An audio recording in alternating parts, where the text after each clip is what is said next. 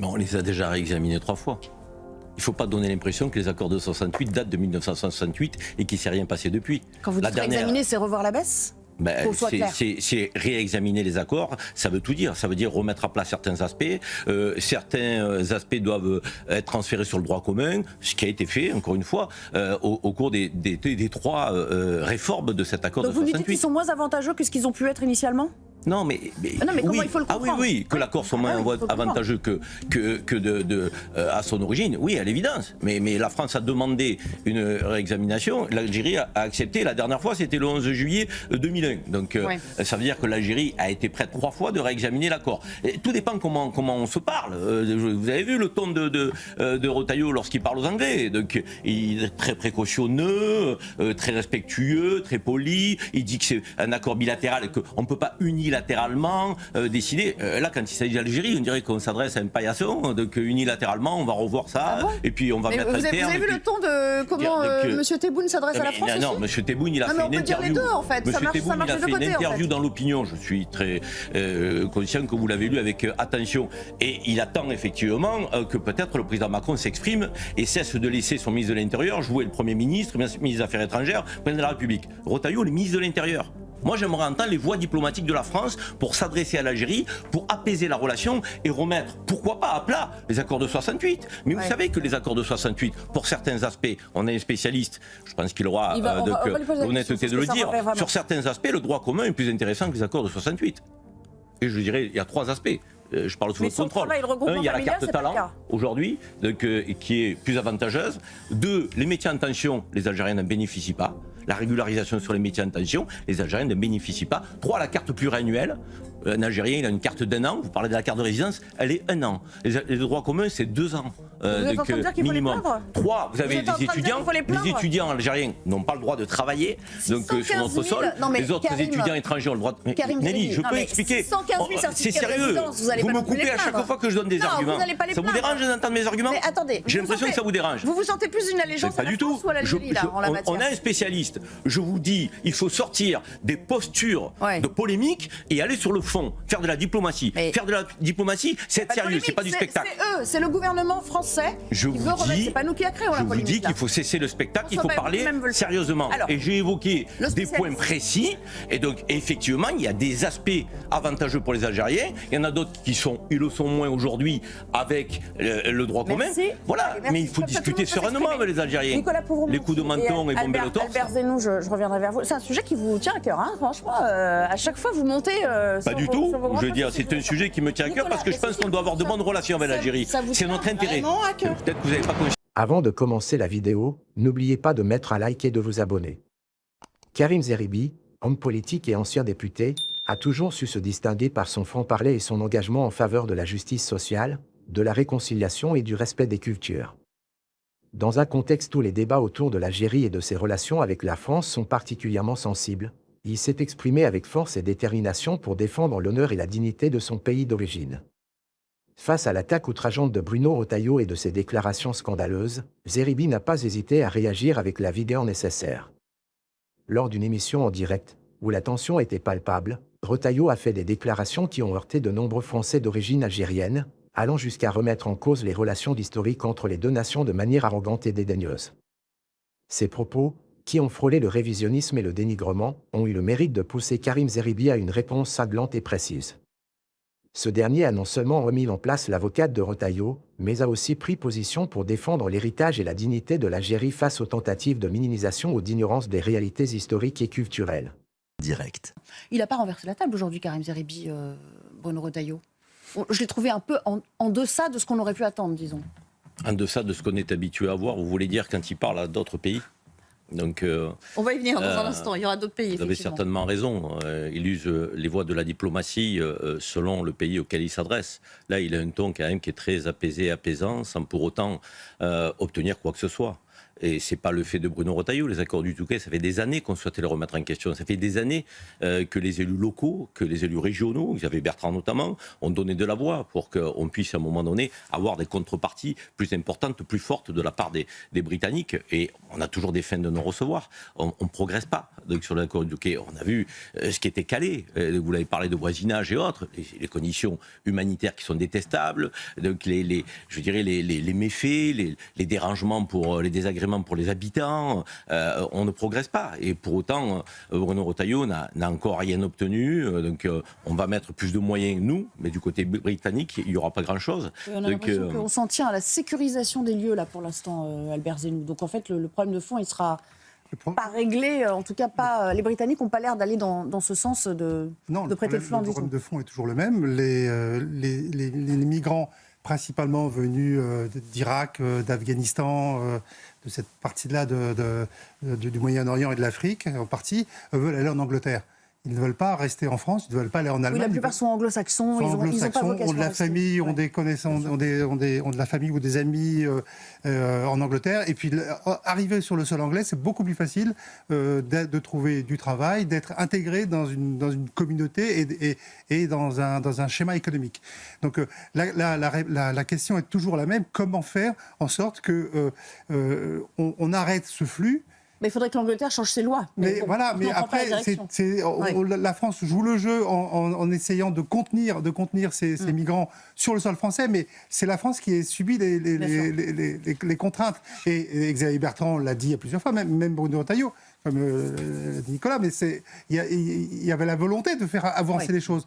Et pour l'instant, ça n'avance pas. Alors effectivement, l'Angleterre pourrait donner plus d'argent. 140 millions, c'est conséquent, mais enfin, évidemment, ça ne couvre pas tous les frais. Mais quand on a le renouveau de la jungle de Calais, c'était plus... on dit l'avoir démantelé, mais de fait... Mais ça revient, c'est constant. Donc il y a vraiment de désagréments. Moi, j'ai une question plutôt... presque culturelle et diplomatique. J'ai l'impression que c'est toujours très difficile, très ardu de négocier avec les Anglais. Je m'explique. Lorsqu'il a été question post-Brexit, alors déjà le Brexit c'était pas simple, il y avait beaucoup de points à soulever, on a beaucoup vanté les mérites de Michel Barnier à cet égard. Les accords de pêche, ça a été extrêmement difficile d'obtenir quoi que ce soit de nos amis britanniques. Et là, est-ce qu'on est un peu dans le même cas de figure ? C'est-à-dire qu'eux, ils sont inflexibles et c'est eux qui donnent le ton ? C'est comme ça que ça se joue avec eux ? Très clairement, en matière de lutte contre l'immigration irrégulière, l'Angleterre, le Royaume-Uni bénéficient d'une sorte de frontière naturelle qui est la Manche et dont elle compte tirer le meilleur parti en termes de tarissement des flux pour ce qui est des flux irréguliers. Parce que pour ce qui est de l'immigration légale, le Royaume-Uni a reçu en 3 ans une immigration nette de 2 millions de personnes, ce qui n'est pas d'ailleurs sans effet sur les flux d'immigration illégale, parce qu'il y a un fort effet de diaspora, comme ça a été dit à l'instant. Une grande part des gens qui traversent vont rejoindre de la famille, absolument, qui peut être installée au Royaume-Uni légalement. Par ailleurs, quand on a négocié le traité du Touquet en 2003, le Royaume-Uni était encore dans l'Union européenne. On a maintenant une frontière extérieure de l'Union européenne qui passe dans la Manche. Mais quelles que soient les renégociations qu'on peut envisager sur ce traité et qu'il faut envisager, la cause du problème, elle est très en amont. Elle est d'une part, effectivement, l'attractivité spécifique du Royaume-Uni en termes d'immigration, pour toutes les raisons évoquées.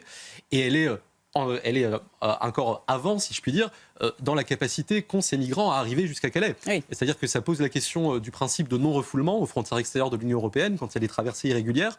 Ça pose ensuite la question de Schengen, qui est un espace sans contrôle de 4,2 millions de kilomètres carrés, qui fait que quand on arrive en Grèce, on peut aller jusqu'à Calais sans avoir de contrôle aux frontières intérieures. Et Calais se trouve en entonnoir de cette situation. Bon, il y a un autre aspect, évidemment, sur lequel j'aimerais revenir, c'est cette conférence de presse... un peu chaotique, d'ailleurs. C'était un peu lunaire, François Bayrou, hier. On avait l'impression qu'il allait s'évanouir à tout moment. Réexaminer les accords de 68. C'est l'expression qu'il a employée. Non, mais c'est vrai, il n'avait pas l'air bien. Le Premier ministre, hier, à l'issue du comité interministériel qui portait sur le contrôle de l'immigration, la France insiste d'ailleurs à cet égard sur la question des réadmissions. Je vous propose de l'écouter. La France va demander au gouvernement algérien que soit réexaminée la totalité des accords et la manière dont ces accords sont exécutés. Nous allons faire cette démarche en donnant 1 mois, 6 semaines, pour que nous puissions les réexaminer. Alors, pour qu'on soit clair, Paris va fournir une liste d'urgence des personnes qu'elle souhaite voir reprises par l'Algérie, parce qu'elles sont considérées comme sensibles. Faute de quoi, eh bien, il y aurait en effet une remise en question de ces accords. Vous l'avez entendu, il dit il faut réfléchir à ce qu'on peut faire sous 4-6 semaines. Karim Zeribi, il y a 615 000 certificats de résidence, j'ai regardé, pour les Algériens qui ont été accordés en 2023. Donc ce serait quand même quelque chose d'assez énorme, cette remise en question. Est-ce qu'en effet, il faut réexaminer? Ça veut dire quoi réexaminer d'ailleurs? Comment vous le comprenez, vous? On les a déjà réexaminés 3 fois. Il ne faut pas donner l'impression que les accords de 68 datent de 1968 et qu'il ne s'est rien passé depuis. Quand vous dites réexaminer, c'est revoir la baisse? C'est réexaminer les accords, ça veut tout dire. Ça veut dire remettre à plat certains aspects. Certains aspects doivent être transférés sur le droit commun, ce qui a été fait, encore une fois, au cours des 3 réformes de cet accord. Donc de 68. Vous nous dites qu'ils sont moins avantageux que ce qu'ils ont pu être initialement?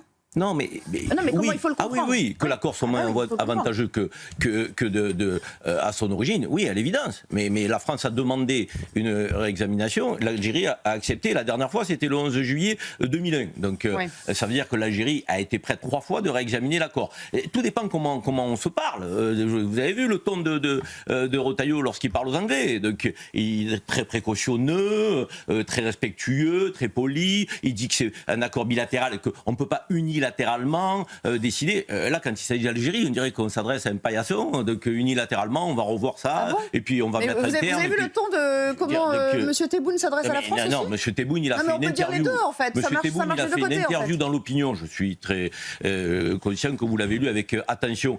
Et il attend effectivement que peut-être le président Macron s'exprime et cesse de laisser son ministre de l'Intérieur jouer le Premier ministre, ministre des Affaires étrangères, président de la République. Retailleau, le ministre de l'Intérieur.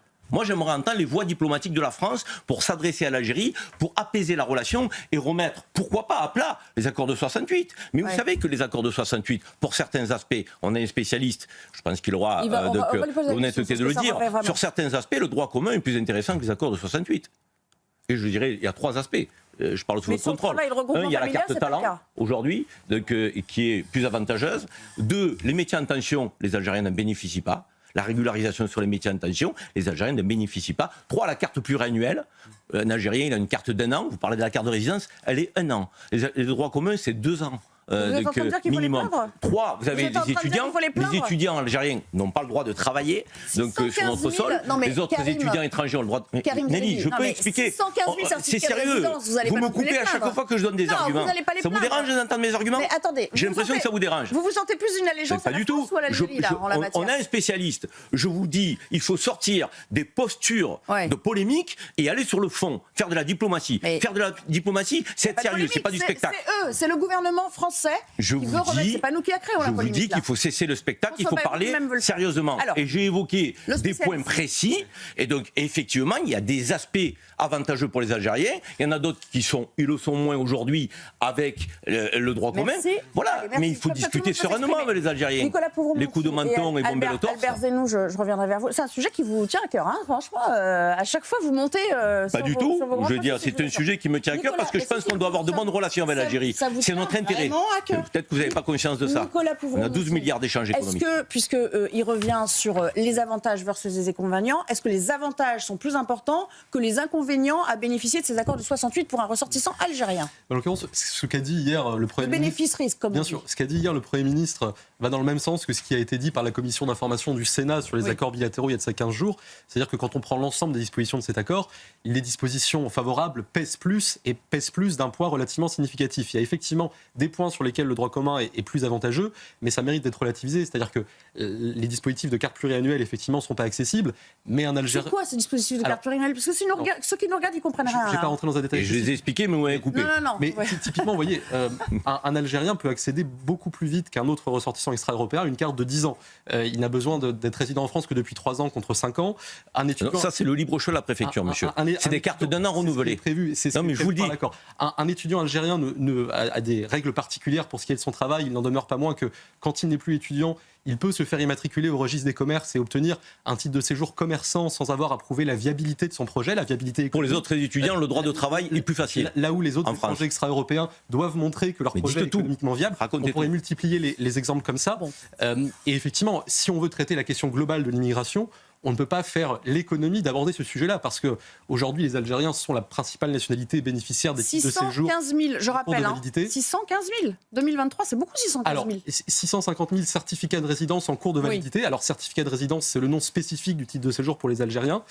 30 000 premiers titres accordés à des Algériens l'an dernier. Donc, la première nationalité est d'assez loin. Si on regarde les visas, 250 000 visas accordés l'an dernier, c'est 20% de plus que l'année précédente. Est-ce que c'est beaucoup au regard des autres visas octroyés aux autres ressortissants? Alors, on ait une échelle, parce que là, ça ne nous dit rien, ce chiffre. En fait, il y a une dynamique globale. C'est-à-dire que 250 000 visas pour les Algériens et 2,8 millions de visas au total, tout pays donc confondu. C'est quasiment un dixième. C'est ça, on est environ un dixième. Okay. Sachant que la dynamique de hausse des visas est constatée partout. Oui. Il n'en demeure pas moins que voilà, on est sur la nationalité majeure. Dans l'immigration aujourd'hui en France, et le vrai problème, c'est que le droit spécifique à cette nationalité est tel que si demain on vote une loi immigration, on adopte des dispositions des lois sur l'immigration, une large part de ces dispositions ne s'appliqueront pas à la principale nationalité bénéficiaire des titres de séjour, ce qui pose à la fois une question d'égalité et une question de cohérence des politiques publiques en matière d'immigration. Allez, un dernier Juste un chiffre pour sortir du fantasme. Combien les Algériens représentent en pourcentage par rapport au nombre d'étrangers?